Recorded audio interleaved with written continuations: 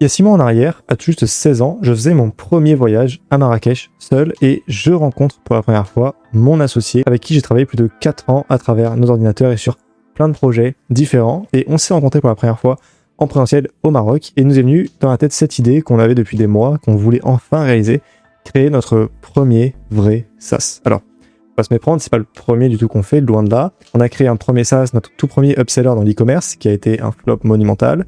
J'ai créé après un autre SaaS appelé OneSeller, toujours dans l'e-commerce, qui était un changeur d'image IA pour faire des photos produits, qui s'est transformé en AI Page Product Builder, pour faire des boutiques en ligne juste à partir d'un lien de produit AliExpress. Et on en vient au final à Speechly, qui est la vraie aventure. Ça, ce qu'on a lancé avec tout ce qu'on peut mettre dedans, avec toute notre énergie. On a lancé il y a 6 mois. Et donc aujourd'hui, je vais vous dire tout ce que j'ai appris sur ce business model, sur l'entrepreneuriat en général et sur au final qu'est-ce que c'est de lancer un SaaS vraiment. Il faut retenir quand on lance un SaaS, c'est que c'est le business model de très très loin le plus dur à lancer. C'est celui qui récompense le mieux, c'est le plus valuable, c'est le meilleur, mais c'est le plus dur au final. J'ai eu avant ce business-là, avant le SaaS, j'avais une agence qui marchait depuis 1 an pour laquelle j'ai des prestations de services dans le développement et qui a rapidement permis de générer plusieurs milliers d'euros et faire mon premier de dizaines de milliers d'euros grâce à une agence. Et c'est le business model que je recommanderais à n'importe qui se lancerait en entrepreneuriat, ce serait de l'agence parce que ça requiert juste un skill et un peu de réseau, quoi. Mais le SaaS, c'est sans la complexité, puisque le SaaS, c'est un business model qui a énormément d'inertie, qui est très très long à lancer, qui est avec un cash flow super faible au début.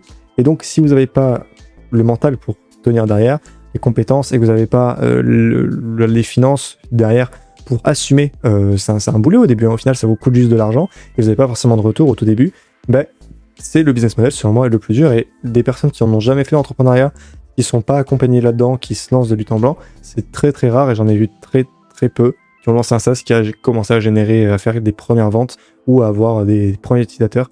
C'est très très rare et je peux le dire, et c'est pourquoi Speechly fonctionne actuellement. On a plusieurs milliers d'utilisateurs, on fait des ventes, etc.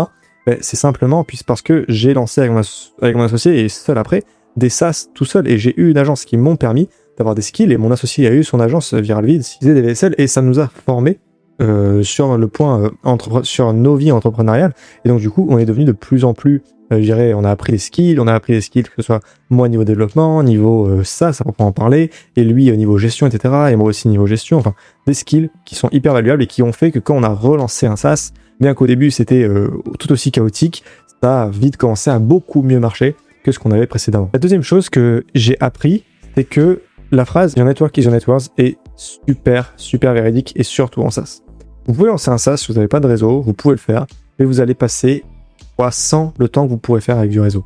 C'est-à-dire que par exemple, mon associé qui a bien plus de réseau que moi, nous a permis d'avoir des feedbacks de mecs dans le SaaS qui faisaient plusieurs dizaines de milliers d'euros par mois, plusieurs centaines de milliers d'euros par mois en SaaS, qui nous ont eu en call. On a eu la chance d'avoir ces personnes-là en appel qui nous donné des conseils pour nous aider vers ce qui va, ce qui va pas. On a eu des bêta-testeurs exceptionnels, on a passé des dizaines d'heures en appel avec des gens hyper connus dans ce milieu, etc., qui nous ont dit, voilà, ça va pas, faut que tu fasses ci, faut que tu fasses ça. Ça nous a permis d'ajuster énormément le produit. Et même côté distribution, là par exemple on parle actuellement avec quelqu'un qui a Agentova, qui fait plusieurs dizaines de milliers d'euros par mois, qui nous aide sur nos publicités. On a pu avoir une story de Loïc Bourget, vous pouvez aller la voir sur mon compte, elle est épinglée.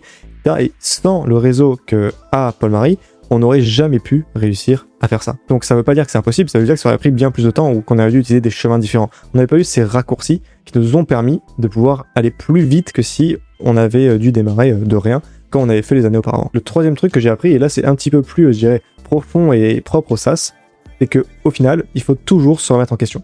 Un truc que vous imaginez, un truc qui paraît super simple sur papier, par exemple, je vais faire ci, je vais faire ça, et puis ça va marcher comme ça, cet effet Dunning-Kruger, il est énorme en SaaS, c'est le truc, si le SaaS avait, on devait relier un effet au SaaS, ce serait le Dunning-Kruger. Le fait de croire que telle chose va fonctionner à tel rythme, telle chose va aller comme ci, et telle chose va aller comme ça, c'est au début en tout cas hyper faux, parce que vous avez ce qu'on appelle une dette de connaissances, vous connaissez pas les tenants et les aboutissants de ce business model, comme si vous lancez une agence, vous connaissez pas les tenants et les aboutissants de tout, donc vous pensez qu'un truc est super simple, et au final c'est 10 fois plus dur que ce que vous pensez.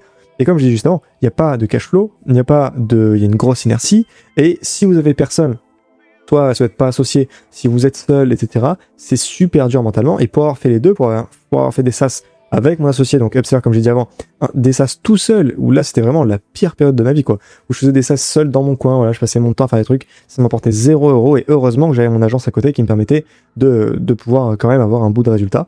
Donc voilà, évidemment, il faut toujours se remettre en question, toujours dire ok, ce que j'ai fait là c'est bien, mais comment je peux l'améliorer, comment je peux faire mieux, etc., etc. Sans cette remise en question constante, sans passer des heures de vos journées, par exemple là, rien qu'aujourd'hui, je viens d'avoir 3h30 d'appels juste avec des gens pour le SaaS. Si vous passez pas ce temps-là à être en Google Meet, à appeler des gens et dire tiens, tu en penses quoi de ci, tu en penses quoi de ça, ou à parler de SaaS tout simplement, être avec des gens avec qui vous parlez de ce sujet-là, c'est super dur de pouvoir avancer puisque vous avez aucun déjà feedback utilisateur, aucun feedback sur le SaaS à proprement parler.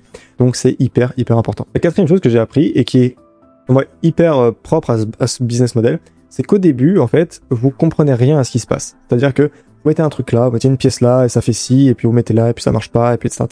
Et au bout d'un moment, quand vous commencez à acquérir des données, quand vous commencez à dire, tiens, pour 10 personnes qui viennent, j'en ai tant qui payent, il y a tant de pourcents de personnes qui finissent mon onboarding, il y a tant de pourcents de personnes qui utilisent le produit, on a tant de downloads par mois, etc. Au final, c'est même plus c'est un jeu hyper prédictible, c'est un jeu de mathématiques au final. C'est-à-dire que quand vous connaissez vos chiffres, vous savez exactement ce qu'il vous faut pour faire de l'argent. Vous avez une machine à argent au final. Comme un moteur dont vous connaissez la puissance, vous savez ce qu'il peut faire, vous savez ce qu'il ne peut pas faire. C'est exactement pareil avec votre SaaS. Une fois que vous connaissez, j'ai tel taux de conversion, j'ai tel CTR, tel CPC, tel CPA, vous pouvez littéralement scaler ce truc-là à l'infini et faire un truc qui en fait n'est plus que je mets un jeton là, c'est une machine à argent, je mets un jeton, ça ressort ça, je mets ça, ça ressort ça. Et une fois que vous avez ça, en fait c'est le Graal du SaaS, la prédictibilité, la scalabilité, et c'est ce pourquoi on lance en fait ce business model. Et pareil, la définition du SaaS en soi, c'est la prédictibilité et la scalabilité. Quand vous avez vous connaissez exactement votre MRR, vous connaissez exactement votre churn, vous connaissez exactement tout, vous savez si votre business va bien ou pas, et c'est le truc le plus important en SaaS, d'avoir mesuré toutes vos métriques pour dire ok, là ce qu'on fait sur cette partie-là, c'est top, ce qu'on fait là ça va pas, ce qu'on fait là ça sert à rien, etc. etc. Et tous les gens que je vois qui lancent des SaaS un peu au pifomètre, tac, je mets ça, je fais une app et boum boum, il n'y en a aucun qui marche. Si vous n'avez pas un minimum de données sur ce que vous faites, ça ne peut pas marcher, c'est mathématique. C'est pour ça que soit vous avez une viralité énorme et vous arrivez à faire ces données-là, soit ça va vous mettre beaucoup de temps à acquérir ces données, et donc c'est beaucoup plus compliqué, et ça rejoint le point 1 que j'ai dit, que c'était un business model qui était très très dur. La cinquième chose que j'ai appris sur le SaaS, c'est qu'il faut au moins un capital de départ. Il faut au moins, selon moi, 500 balles pour lancer un SaaS minimum. C'est pas un truc où vous devez avoir que vos skills. Alors, vous pouvez lancer, j'ai reformulé un peu ce que je dis, vous pouvez lancer avec zéro, mais ça va vous prendre tellement de temps que c'est inventable. C'est-à-dire que par exemple, si je vous prends un exemple, si vous devez, comme je dis, acquérir des datas pour votre SaaS, si vous devez vous faire tout seul à faire des Reels Insta, des TikTok, des posts Twitter, LinkedIn, etc., ça va vous prendre 6 mois avant d'avoir peut-être ne serait-ce que 1000 personnes qui ont 2000 qui ont installé votre truc. Alors que si demain vous avez 500 000 € sur la table, vous pouvez lancer des ads, clairement, avoir des dizaines de milliers de personnes qui vont venir sur votre site et savoir en fait, ok, sur une audience qualifiée, sur une audience qui est intéressée par mon produit, combien paye, combien télécharge, combien download, etc., etc. Et si vous n'avez pas les sous pour jouer cette bataille de chiffres, vous allez vous faire manger en fait. Et c'est pour ça qu'il y a beaucoup de startups et que c'est un peu une course à la levée de fonds.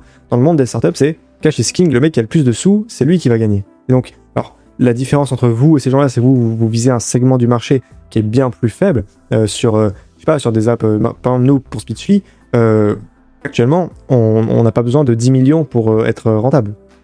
Si on fait déjà 50 000, c'est super. Enfin, on est les plus heureux du monde, à l'instant T en tout cas. Donc, c'est pour ça que le SaaS, comme il n'a pas besoin, dans notre cas, de beaucoup d'argent pour fonctionner, on n'a pas besoin de beaucoup d'argent upfront pour pouvoir couvrir nos coûts. Vous, c'est un peu la même chose. Par exemple, si demain, je vois pas, vous faites un SaaS qui fait 5 000 $ par mois, vous serez super content. Et nous aussi, et tout le monde est super content de faire ça. Donc, c'est pour ça qu'au final, cash is king, et tout est question d'échelle. Si vous voulez faire 5 000 balles, il faut au moins 1000 balles à mettre dedans. Un tout business requiert du cash, et si vous l'avez pas, vous allez vous faire bouffer par le mec qui en a. La sixième et avant-dernière chose que j'ai compris, et que j'avais du mal à comprendre au début sur le SaaS, c'était qu'il faut pas faire ce qui est stylé. Et ça, c'est propre à tous les business models. Que vous fassiez une chaîne YouTube, que vous fassiez, je sais pas moi, une agence, que vous fassiez de la prestation de service, que vous fassiez peu importe le type de business que vous pouvez imaginer, il faut absolument jamais faire ce qui est stylé au début. Vous devez juste faire ce qui marche. Et ça, c'est des conseils que je donne énormément à des gens qu'on peut accompagner. C'est que on s'en fout que ton concurrent il a fait telle feature ou que tu fais ça a l'air stylé et tout. Non, ce qu'on veut là, c'est tel résultat. Donc oublie ce que tu es en train de faire. Tu dois faire ça dans l'ordre pour que ça marche. Et donc nous, une fois qu'on a compris ça, tout a changé quoi. On avait des gens qui téléchargeaient, on avait des gens qui s'inscrivaient, des gens qui payaient, etc. Alors que le mois d'avant, ça marche pas. Et donc Si je peux vous faire un exemple qui nous est arrivé exceptionnel, que je retiens encore, on avait changé notre modèle de pricing pour faire un truc plus stylé, plus... voilà. On faisait plus, littéralement, plus aucune vente sur peut-être 2 semaines. Zéro nouvelle carte, zéro nouveau client. Et du moment, et on était en appel avec Paul, sont là, vous dit bon bah écoute, là on va changer notre modèle de pricing, notre free trial, parce que ça va pas, on a plus de vente, on a plus rien. Du moment où on a changé pour remettre une limitation courte avec un paywall, on a fait des ventes genre dans la journée. Dans la journée, plus 2 personnes qui ont mis leur carte, etc. C'est pour vous dire qu'en fait, on peut penser que je vais le faire d'une autre manière, ça va être mieux.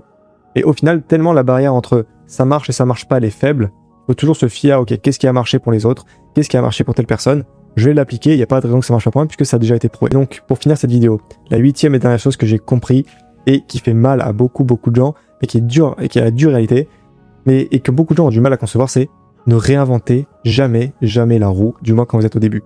Vous ne pouvez pas innover un truc que vous ne comprenez pas. Vous ne pouvez pas scaler un truc qui ne scale pas.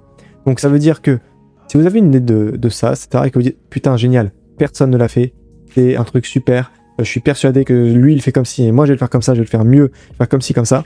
J'ai vu plein de gens se dire ça, j'ai vu plein de gens imaginer comme ça, et j'en vois plein au quotidien qui disent non c'est une énorme erreur et qui fonctionnent pas dans leur truc d'ailleurs.